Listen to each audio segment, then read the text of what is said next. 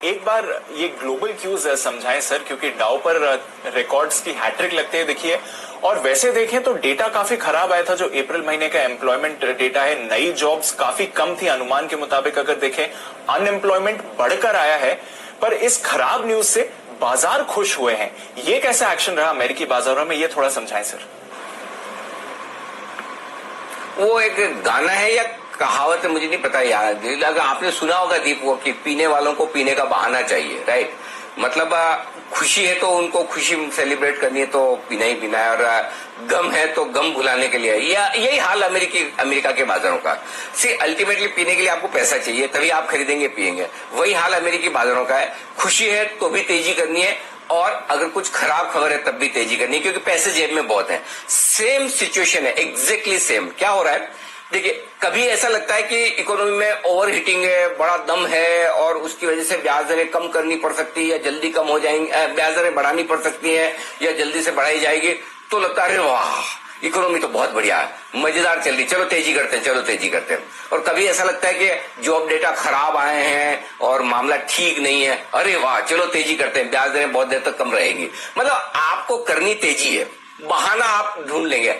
Economy data में सबसे खास बात ये होती है, और सबसे इंटरेस्टिंग बात ये होती है कि हर एक डेटा का दो अलग अलग तरह का विश्लेषण होता है। अब आप किस साइड पर हैं और ये किस साइड पर आपको होना चाहिए, ये इकोनॉमिक डेटा डिसाइड नहीं करते हैं। ये डिसाइड करता है जेब में आपके पैसा कितना है और आपका वो पैसा लगाने का मन है क्या, जो कि अमेरिका के इन्वेस्टर्स का है। और इसीलिए जब खबर ये आती है कि बॉन्ड यील्ड्स बढ़ रहे हैं, ब्याज दरें बढ़ सकती हैं क्योंकि इकोनॉमी में ओवर हीटिंग है, तो उन्हें लगता है बढ़िया है, कंपनियां कमाएगी, ज्यादा कमाई होगी, लोग ज्यादा खर्च कर रहे हैं, इकोनॉमी ग्रो ही तो होनी चाहिए। इसी दिन के लिए तो हमने लिक्विडिटी दी थी, इसी दिन के लिए तो हमने ब्याज दरें नीचे रखी थी। अब बढ़ जाए तो क्या फर्क पड़ता है, अल्टीमेटली ग्रोथ आ रही है, ग्रोथ के दम पर सब आगे बढ़ते हैं, तेजी हो जाती है। दूसरी तरफ जो कल हुआ वीकेंड पर, कि बेरोजगारी 10 लाख की नौकरियों की उम्मीद थी 2.5 लाख। कोई और समय होता मंदी के माहौल में तो दीप आप है ना डाउ 200, 500, 700 पॉइंट लुढ़क जाता आराम से, कि भाई अरे इतने खराब बेरोजगारी के आंकड़े। अब लेकिन मूड तेजी का है तो उसमें भी लोग मौका ढूंढ रहे हैं। जेनेट एलन ने कहा ब्याज दरें बढ़ सकती हैं, तो उसमें भी तेजी का मौका ढूंढ रहे हैं। कल भी ऐसा ही हुआ कि आप बस तेजी करनी है, क्योंकि अभी लंबे समय तक ब्याज दरें बढ़ेंगी नहीं, इकोनॉमिक डेटा खराब है, तो ठीक है चलिए जैसा है वैसा ही माहौल चलता रहेगा। और वैसे माहौल का मतलब ये है कि ब्याज दरें नीचे रहेगी, पैसा बराबर सिस्टम में बना रहेगा, लिक्विडिटी निकलेगी नहीं, और बस फिर आसान पैसा कहां बनता है। स्टॉक मार्केट में ऐसी गलतफहमी है, और वो गलतफहमी सही साबित होती दिख रही है अब तक तो। और इसीलिए न सिर्फ अमेरिका में डाउ ने लगातार तीसरा दिन हाई बनाया, आप देखिए S&P भी फिर से हाई पर पहुंच गया, जो कि ब्रॉडर इंडेक्स है, ज्यादा कंपनियां उसमें शामिल है। तो ओवरऑल कुल मिला के मामला सिंपल है, जब तक जेब में पैसा है, जब तक अमेरिका में लिक्विडिटी है, और जब तक ब्याज दरें नीची है, तब तक आप बाजारों को ऊपर जाते हुए देखेंगे और हर गिरावट में खरीदारी आते देखेंगे। एक और मजे की बात बताऊं दीप, जिस दिन जेनेट एलन ने कहा कि ओवर हीटिंग है, उस दिन बॉन्ड यील्ड घटे थे, जबकि उस दिन कायदे से बॉन्ड यील्ड बढ़ने चाहिए। कल जब इकोनॉमी के डेटा खराब है तो बॉन्ड यील्ड घटने चाहिए थे, कल बॉन्ड यील्ड बढ़े हैं, हल्के से बढ़े हैं। तो पॉइंट ये है कि मार्केट कुछ और सोचता है, हम कुछ और सोचते हैं। सिमिलर सिचुएशन यही है। अगर आप फ्रेंकली मैं बताऊं कि अगर आप जर्नल न्यूज चैनल्स देख रहे हैं, अपने यार दोस्तों से बात कर रहे हैं, जो कि आमतौर पर वीकेंड में आप फुर्सत में करते हैं,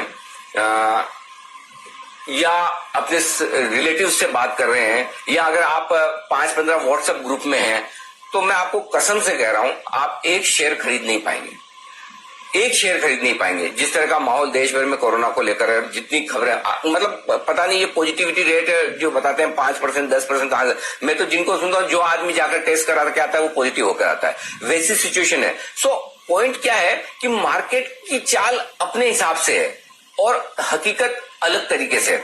अब कई सारे लोग बोलते हैं कि इतना बुरा हाल है कोरोना का, फिर मार्केट क्यों बढ़ रहा है, वजह क्या है, ये सब गलत है। अब आप और मैं है कौन है जो ये डिसाइड करें कि मार्केट जो कर रहा है वो गलत है या सही है। जो इसका एक ही सिंपल, जो मार्केट कर रहा है वो सही है, और क्यों है उसका रीजन समझिए।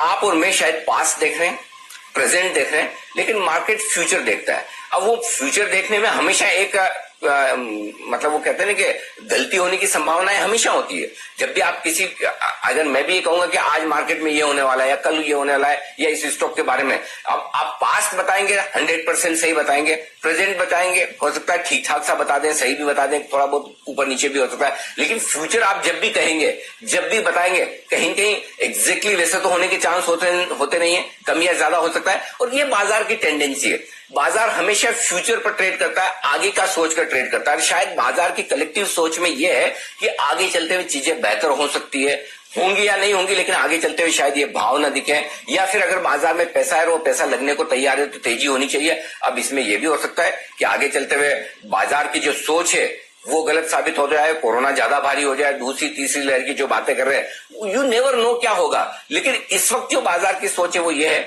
वो प्रेजेंट के बजाय फ्यूचर को तरफ देख रहे हैं और उस वजह से तेजी होती दिख रही है। तो अल्टीमेटली हमारी अपनी सोच, हमारी अपनी चिंताएं, कोरोना से हमारी जंग वो एक तरफ है, वो लड़नी है और उसी तरीके से लड़नी है। वो जो माहौल है उसको आप अपनी इन्वेस्टमेंट पोर्टफोलियो और ट्रेडिंग स्क्रीन के बाहर रखें, अदरवाइज शायद आप वहां हेल्थ में नुकसान करेंगे, यहां वेल्थ में नुकसान करेंगे। तो दोनों को सेपरेट करके देखना बहुत जरूरी। जैसा हम कहते हैं ना कि आपका ट्रेडिंग पोर्टफोलियो अलग रखो, इन्वेस्टमेंट पोर्टफोलियो अलग रखो, वैसा ही इस वक्त माहौल जो है उसमें आपका हेल्थ पोर्टफोलियो अलग तरीके से हैंडल होना चाहिए और वेल्थ पोर्टफोलियो अलग तरीके से हैंडल होना चाहिए। अगर दोनों को मिक्स करेंगे तो दोनों जगह नुकसान होने की पूरी संभावना है। तो कम से कम हेल्थ, कोरोना जो आपके हाथ में एक लिमिट तक ही है, लेकिन वेल्थ आपके हाथ में 100% है, आप सही डिसीजन ले सकते हैं और उस पर फोकस करना बहुत जरूरी। तो पूरा जो मिसमैच है कोरोना का और मार्केट का वो ऐसा ही है, ऐसा ही रहेगा। इसके पास इसका किसी के पास कोई सॉल्यूशन नहीं है।